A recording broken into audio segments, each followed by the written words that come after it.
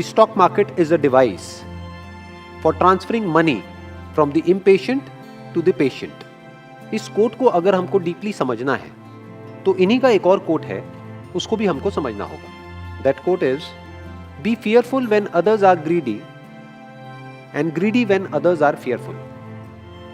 कि जब लोग बहुत ज्यादा लालची हुए पड़े हों तब डरो, और जब सब डर रहे हैं मार्केट में तब थोड़ा थोड़ा लालची होना शुरू हो जाओ. तो अगर इस कॉन्टेक्स्ट में आप समझोगे तो अब आपको ये कोट एक्चुअल में समझ आएगा. The stock market is a device. Stock market को बिल्कुल इस तरीके से देखो कि ये एक डिवाइस के जैसा है, जिसमें से जो पैसा है वो ट्रांसफर होता है. किसके पास से किसके पास में? जो लोग इम्पेशेंट हैं उनकी जेब में से पैसा निकल करके उन लोगों की जेब में चला जाता है जिन लोगों में पेशेंस है. इनफैक्ट स्टॉक मार्केट में सबसे बड़ी जो क्वालिटी है दैट इज पेशेंस. अगर आपके अंदर पेशेंस नहीं है तो स्टॉक मार्केट से जितना हो सके उतना दूर रहिए.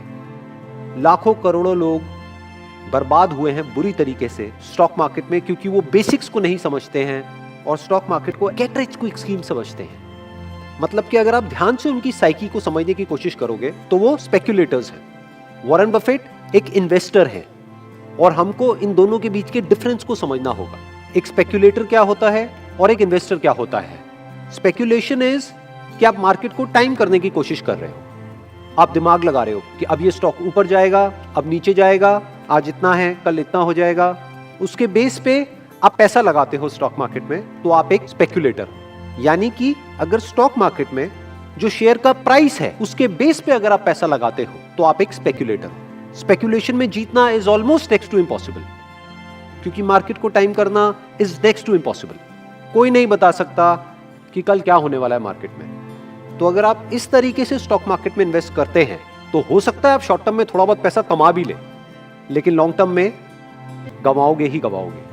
बट अगर आप एक्चुअल में पैसा कमाना चाहते हैं स्टॉक मार्केट में तो आपको समझना होगा कि जिन्होंने पैसा कमाया है, यानी कि वॉरेन बफेट, 1 साल नहीं, 2 साल नहीं, 10 साल नहीं, पिछले 70 साल से कंसिस्टेंटली इन्होंने पैसा कमाया है स्टॉक मार्केट में. इन्होंने स्टार्टिंग करी थी सिर्फ कुछ $1000 से और आज ये दुनिया के सबसे अमीर लोगों में से एक है. तो ये भी पॉसिबल है स्टॉक मार्केट में. और ऐसे भी बहुत सारे एग्जांपल्स हैं जिन्होंने अपना सब कुछ गंवा दिया है स्टॉक मार्केट में.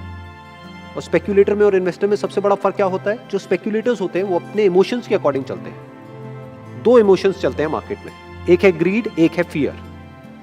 जब सब लालची हो रहे होते हैं तो स्पेक्युलेटर्स भी और लालची हो जाते हैं. इसको बोलते हैं बुल एंड बियर. तो वो और बुलिश होते चले जाते हैं जो स्पेक्युलेटर्स होते हैं. जब मार्केट ऊपर भाग रहा होता है तो उन्हें लगता है कि अभी और ऊपर जाएगा, और ऊपर और ऊपर और ऊपर. जब सब लालची हो रहे हैं तो वो भी लालची हो रहे हैं. और जब मार्केट क्रैश करता है, जब नीचे जाता है, तो लोग बियरिश हो जाते हैं. अभी मार्केट और नीचे गिरेगा, और नीचे और नीचे और नीचे. तो वो भी बोलने लग जाते हैं अभी और नीचे गिरेगा, और नीचे और नीचे और नीचे. तो होता क्या है, एक इन्वेस्टर में और स्पेक्युलेटर में सबसे बड़ा फर्क क्या है?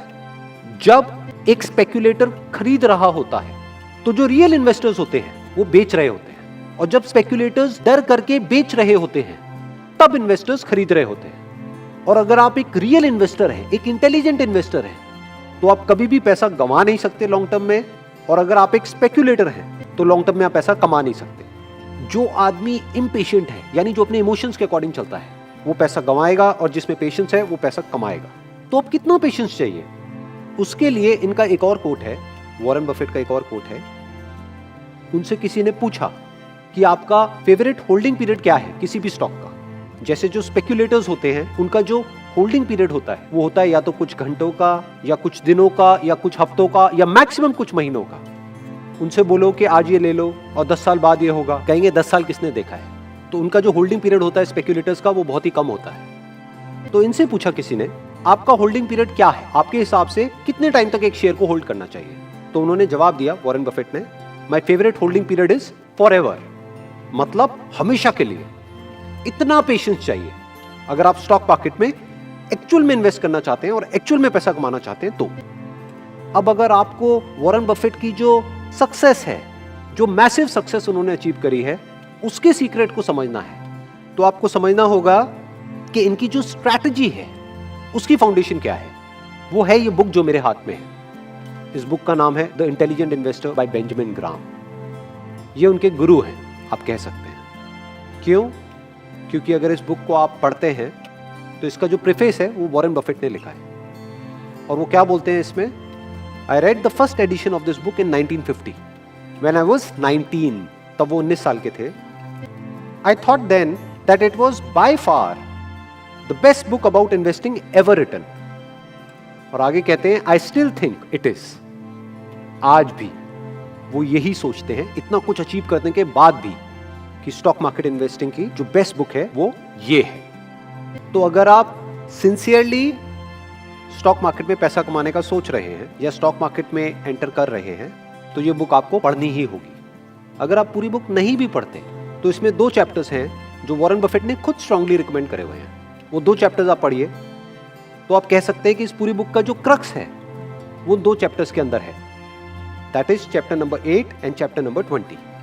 इस बुक में से कुछ पॉइंट्स हैं जो मैं अभी यहाँ पर टच करूंगा, जिससे कि हम ये डिफरेंस को समझ पाएं कि एक स्पेक्युलेटर में और इन्वेस्टर में क्या डिफरेंस होता है। इसमें कहा जा रहा है, a stock is not just a टिकर सिंबल और electronic blip, it is an ownership interest in an actual business with N underlying value that does not depend on its share price. ये इस पूरी की पूरी बुक का essence है, ये इस इन्वेस्टमेंट फिलॉसफी का एसेंस है, क्रक्स है। जो वॉरेन बफेट ने कहा कि मैं हमेशा के लिए एक बिजनेस को होल्ड करना चाहता हूं, उसका मतलब क्या है? एक इन्वेस्टर कैसे सोचता है कि मैं मालिक बन गया हूं उस कंपनी में, उस कंपनी का शेयर खरीद करके। ये सिर्फ बोल करके आपको खुश करने के लिए नहीं है, ये फैक्ट है। मालिक कौन होता है? एक शेयर होल्डर। और उस कंपनी के जो डायरेक्टर्स हैं वो एक्चुअल में उस कंपनी के एम्प्लॉइज हैं जो काम कर रहे हैं आपके लिए। किसके लिए? मालिक के लिए। मालिक कौन है? जो शेयर होल्डर है। वो जो काम कर रहे हैं उनको तो सैलरी मिल रही है, बट प्रॉफिट किसको मिलता है? शेयर होल्डर को मिलता है। तो शेयर खरीदने का मतलब क्या? मालिक बनना एक बिजनेस के अंदर, एक बिजनेस को ओन करना।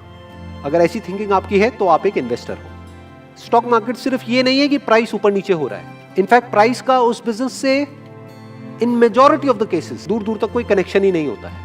हो सकता है बिजनेस की वैल्यू बहुत ज्यादा हो लेकिन प्राइस बिल्कुल ही टूट गया हो, बिकॉज कि अभी इमोशंस ठीक नहीं है लोगों के उस बिजनेस को लेकर के, या कोई नेगेटिव न्यूज आ गई है। दूसरी तरफ से ये भी हो सकता है कि बिजनेस में बिल्कुल भी दम ना हो, बिल्कुल बेकार बिजनेस हो, लेकिन जो उसका प्राइस है, शेयर का प्राइस है, वो बहुत ही ऊपर हो। तो जो इन्वेस्टर होता है उसका कनेक्शन मेनली इससे होता है कि बिजनेस में कितना दम है, कि अगर वो बिजनेस स्टॉक मार्केट में लिस्टेड नहीं भी होता और मेरे को वो बिजनेस खरीदना होता तो मैं कितना पैसा देता उस बिजनेस को खरीदने के लिए। वो पहले ये वैल्यू कैलकुलेट करता है, फिर उसके अकॉर्डिंग देखता है कि जो प्राइस मैं पे कर रहा हूं वो उस वैल्यू से कम है या ज्यादा है। अगर कम है तो बहुत ही बढ़िया है, इसका मतलब सोना हमको पीतल के भाव में मिल रहा है, और अगर ज्यादा है तो इसका मतलब पीतल हमको सोने के भाव में मिल रहा है। बिल्कुल मत खरीदना चाहे पूरी दुनिया खरीद रही है। इस कॉन्सेप्ट को इन्होंने कहा है मार्जिन ऑफ सेफ्टी। चैप्टर 20 पूरा इसी के बारे में है कि हमारे जो इन्वेस्टमेंट डिसीजंस हैं वो गलत भी हो सकते हैं, तो एक मार्जिन ऑफ सेफ्टी होना चाहिए। यानी कि जो बिजनेस की एक्चुअल वैल्यू है, अगर आपने उतने में या उससे कम में खरीदा है तो आप सेफ हो, बट अगर उससे बहुत ज्यादा महंगे में आपने खरीद लिया है तो आप अनसेफ हो। कभी भी वो प्राइस क्रैश कर सकता है। इसमें एक और एक बहुत ही कमाल का एग्जाम्पल दिया गया है चैप्टर नंबर 8 में, कि अगर आपको 2 चैप्टर भी ना पढ़ने हो और सिर्फ एक ही चैप्टर पढ़ना हो तो वो है चैप्टर नंबर 8। उसमें मार्केट को एक नाम दे दिया गया है, स्टॉक मार्केट को एक नाम दे दिया गया है, मिस्टर मार्केट। आप इमेजिन करो कि आप एक बिजनेस को ओन करते हो जिसकी की वैल्यू है $1000, और ये मिस्टर मार्केट है, रोज आकर के आपके घर की घंटी बजाता है और आकर के आज आपको वैल्यू बताता है कि आज जो आपका $1000 है वो हो गया है $1100 का। आपको खरीदना है, आपको बेचना है, और लेना है तो और ले लो, बेचना है तो बेच दो। और कल आकर के घंटी बजाता है कि आज वो हो गया है $800 का, फिर आकर के घंटी बजाता है कि आज हो गया है $1400 का। तो ये मिस्टर मार्केट क्या करता है, ये आकर के डेली आपको प्राइस बताता है आपके बिजनेस का, जो एक्चुअल प्राइस होना चाहिए आपके बिजनेस का, उससे दूर दूर तक मैच नहीं करता है। इनफैक्ट मिस्टर मार्केट को इन्होंने एक बड़ा इंटरेस्टिंग नाम दिया है, वो है सर्टिफाइड लुनेटिक। लुनेटिक का मतलब होता है पागल या बेवकूफ, कि वो पागल है, वहां पे लॉजिक काम नहीं करता है, इमोशंस काम कर रहे होते हैं। ये बुल और बियर और कुछ नहीं है, इमोशंस है। ग्रीड और फियर काम कर रहा होता है, लॉजिक नहीं चलता है। हो सकता है एक बिजनेस की वैल्यू हो ₹100 और वो बिजनेस का प्राइस हो ₹10। ये भी हो सकता है एक बिजनेस की वैल्यू हो ₹100 और उसका प्राइस हो ₹10,000, तो कोई लॉजिक ही नहीं है। तो जो इन्वेस्टर्स होते हैं वो क्या करते हैं, वो मार्केट के हिसाब से नहीं चलते हैं। इन्वेस्टर क्या करता है, पहले एक बिजनेस की वैल्यू निकालता है कि जो कंपनी है इसकी एक्चुअल में वैल्यू क्या है। मान लो $1000 है। अब वो मिस्टर मार्केट से पूछता है, यानी मार्केट में उसका रेट देखता है कि रेट कितना है, $600, खरीद लो, कोई डर नहीं है। अच्छा, वैल्यू है इस बिजनेस की $1000, कितने का मिल रहा है, $10,000। दूर रहो। चाहे पूरी मार्केट पागलों की तरह उस स्टॉक के पीछे भाग रही है, चाहे वो स्टॉक मार्केट का फेवरेट स्टॉक हो, बट उससे दूर रहो। पैसा कमाया जाता है लॉन्ग टर्म में बेस्ड अपॉन कि उस बिजनेस की वैल्यू क्या है। तो आपको बिजनेस की वैल्यू कैलकुलेट करनी आनी चाहिए। आपको कुछ बेसिक रेशियोज के बारे में पता होना चाहिए कि ईपीएस क्या होता है, पीई क्या होता है। ईपीएस मतलब अर्निंग पर शेयर, उसका प्राइस से क्या कनेक्शन होता है, कंपनी की ग्रोथ कितनी है पिछले 5 साल में, टॉप लाइन कितने से ग्रो करी है, बॉटम लाइन कितने से ग्रो करी है, फ्यूचर में ये कंपनी क्या करने वाली है, किस तरीके से करने वाली है। तो कंपनी की क्वार्टरली अर्निंग कॉल्स होती है, वो सुननी होती है, या अगर उसकी ट्रांसक्रिप्ट है तो वो पढ़ना होता है, उनकी एनुअल रिपोर्ट्स को पढ़ना होता है। स्पेक्युलेटर ये सब नहीं करता है। स्पेक्युलेटर टिप्स के अकॉर्डिंग चलता है। कोई दोस्त आया, उसने आकर के बोला खरीद ले, ये शेयर डबल होने वाला है कुछ दिनों में, तो उसने खरीद लिया और फिर वो डबल क्या 10 गुना कम हो गया उसका रेट, और अब रो रहा है वो बैठ करके कि मैं तो लूट गया, मैं तो बर्बाद हो गया। इन्वेस्टर क्या करते हैं, कंपनी की एनुअल रिपोर्ट को पढ़ते हैं, जो रिपोर्ट कई बार 200 पेज 300 पेज की भी होती है। क्या उस कंपनी के जो फाउंडर्स हैं उन पे ट्रस्ट किया जा सकता है, उस कंपनी के ऑडिटर्स कौन है, क्या ऑडिटर्स पे ट्रस्ट किया जा सकता है, उसका पास्ट रिकॉर्ड कैसा है, फ्यूचर में ऐसा क्या है उस बिजनेस में जो एक्स्ट्रा ऑर्डिनरी है, उसके पास में ऐसा क्या एडवांटेज है। इसको कॉम्पिटिटिव एडवांटेज बोलते हैं कि अगर और कोई आए उस बिजनेस में और उसको कॉपी करे, उसके उस बिजनेस आइडिया को कॉपी करे, तो क्या वो कर पाएगा या नहीं कर पाएगा, या करने में मानो उसको 10 साल लगेंगे, 20 साल लगेंगे। तो इन सारी चीजों को देखा जाता है। ये कौन देखता है, एक इन्वेस्टर देखता है। बिल्कुल इस तरीके से देखता है जैसे कि वो खुद वो बिजनेस कर रहा हो। जब हम खुद एक बिजनेस करते हैं, हम क्या क्या देखते हैं, बस वही देखना होता है जब हम किसी बिजनेस का स्टॉक खरीदते हैं। एक और बहुत इंटरेस्टिंग इसमें बात कही जा रही है बुक में, उसको भी समझ लेते हैं। The market is a pendulum. जैसे एक पेंडुलम होता है ना, स्विंग करता रहता है, इधर से उधर, उधर से इधर। दैट फॉरएवर स्विंग्स, फॉरएवर मतलब हमेशा स्विंग करता ही रहता है। बिटवीन अनसस्टेनेबल ऑप्टिमिज्म मतलब इतना ज्यादा एक्साइटमेंट जो सस्टेन हो ही नहीं सकता, which makes the stocks too expensive, जो स्टॉक्स को बहुत ही महंगा कर देता है, and unjustified pessimism which makes them too cheap, मतलब कि उसको इतना सस्ता कर देता है जिसका कोई लॉजिक ही नहीं है। The intelligent investor is a realist, मतलब ना तो वो ऑप्टिमिस्ट है, ना वो पेसिमिस्ट है, ना वो एक्साइटेड होता है, ना वो डिप्रेस्ड होता है। मतलब वो रियलिटी के बेस पे एक्ट करता है, इमोशंस के बेस पे नहीं। तो आप ये भी कह सकते हो कि स्टॉक मार्केट में आगे बढ़ने के लिए या कामयाब होने के लिए या कुछ भी बड़ा अचीव करने के लिए ऐसा नहीं है कि आपको कोई बहुत तगड़ी क्वालिफिकेशन चाहिए, आप बहुत ज़्यादा एजुकेटेड हो तो आप स्टॉक मार्केट में बहुत ज़्यादा पैसा कमाओगे, ऐसा कुछ भी नहीं है। आपको क्या चाहिए, आपको कॉमन सेंस अप्रोच चाहिए, आपको बेसिक से फंडे समझ आने चाहिए बिजनेस के। आपको ये समझ आना चाहिए कि ये धंधा जिसमें मैं पैसा डाल रहा हूँ, ये धंधा है क्या, इसमें कितना दम है और सस्ते में मिल रहा है तो खरीद लो। यानी देखने में आपको लग रहा होगा कि ये दोनों एक ही काम कर रहे हैं। क्यों? क्योंकि स्पेक्युलेटर क्या करता है, वो भी सस्ते में खरीदना चाहता है और महंगे में बेचना चाहता है। इन्वेस्टर क्या कर रहा है, वो भी यही कर रहा है, सस्ते में खरीद रहा है और महंगे से महंगे में बेचना चाहता है। दोनों एक ही काम कर रहे हैं अगर ऊपर लेवल से आप देखोगे तो। बट दोनों की स्ट्रैटेजी को अगर आप ध्यान से समझोगे, जो स्पेक्युलेटर्स हैं उनका सेंटर पॉइंट क्या है, स्टॉक का प्राइस, और उसको कौन भगा रहा है, उसके इमोशंस। इन्वेस्टर में क्या डिफरेंस है, उसकी इन्वेस्टमेंट स्ट्रैटेजी का सेंटर पॉइंट क्या है, बिजनेस की वैल्यू, स्टॉक की वैल्यू नहीं, क्योंकि स्टॉक की कोई वैल्यू नहीं होती, स्टॉक का प्राइस होता है, शेयर का प्राइस होता है, वैल्यू बिजनेस की होती है।